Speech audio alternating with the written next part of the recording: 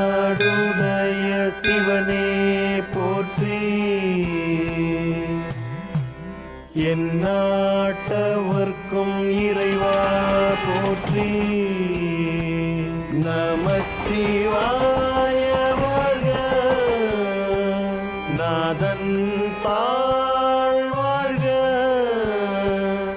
இமை பொழுதும் என் நெஞ்சில் நீங்காத தாழ்வாழ்க தாழ்வாழ்க.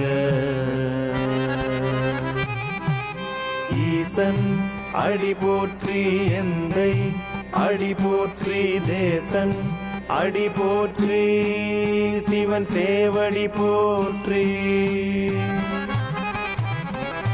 நேயத்தே நின்ற நிமலன் அடி போற்றி, தென்னாடுடைய சிவனே போற்றி. நிறுத்துங்க, இறைவா நிறுத்துங்க சொல்றல. சாமி பாட்டுமா, ஏன் பாடக்கூடாதுன்னு சொல்றீங்க? எந்த பாட்டா இருந்தாலும் ஏன் வீட்டு முன்னாடி பாடக்கூடாது.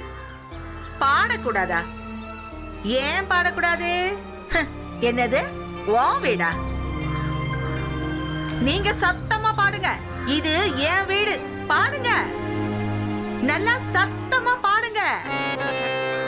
தென்னாடுடைய சிவனே போற்றி,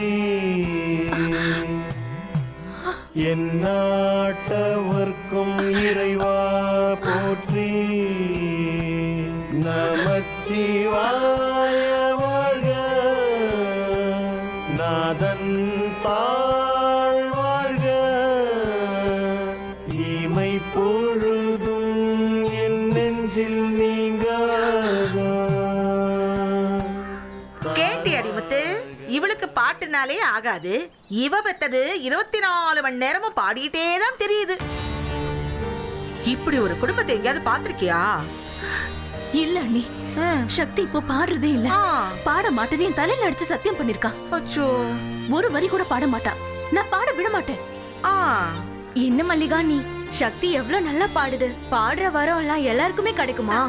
நம்ம பிரசிடண்ட் ஐயா வீட்டு பொண்ணுக்கு தென்காசிக்கு அனுப்பி பாட்டு சொல்லி கொடுக்கறாங்க.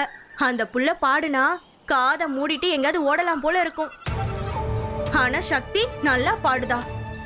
எனக்கெல்லாம் இப்படி ஒரு புள்ள இருந்தா பாட சொல்லி நான் கேட்டுக்கிட்டே இருப்பேன். இதெல்லாம் கடவுள் கொடுத்த வரம் மல்லிகா. நீ என்னடானா பாடாதன்னு சொல்லிக்கிட்டு கிடக்க? பேச்சு குறை, போய் அங்க கலக்கு. நேத்து இப்படித்தான் வாய பாத்துக்கிட்டு எல்லா பழையும் கண்ணு குட்டி குடிக்க விட்ட. ஆனாலும் நீ சொல்றது ஒரு விதத்துல சரிதான். கடவுள் சரியான வரம் தான் கொடுத்திருக்காரு. சும்மா கேட்டா எவனும் 10 காசு கொடுக்க மாட்டான். பாடிக்கிட்டே கைய நீட்டினா பைசா விழும்ல. இன்னைக்கு இல்லனாலும் நாளைக்கு அவ பிச்சை எடுத்துதான் அம்மாவும் பொண்ணும் சாப்பிடணும். எத்தனை நாளைக்கு தான் ஏன் புருஷன் உங்களுக்கு செத்த சைக்கிள் மிதிக்கணும்? இனி பாடாதேன்னு சொல்லாத. நீ சொன்னாலும் அவ கேட்க போறதில்ல. நல்லா பாடட்டும்.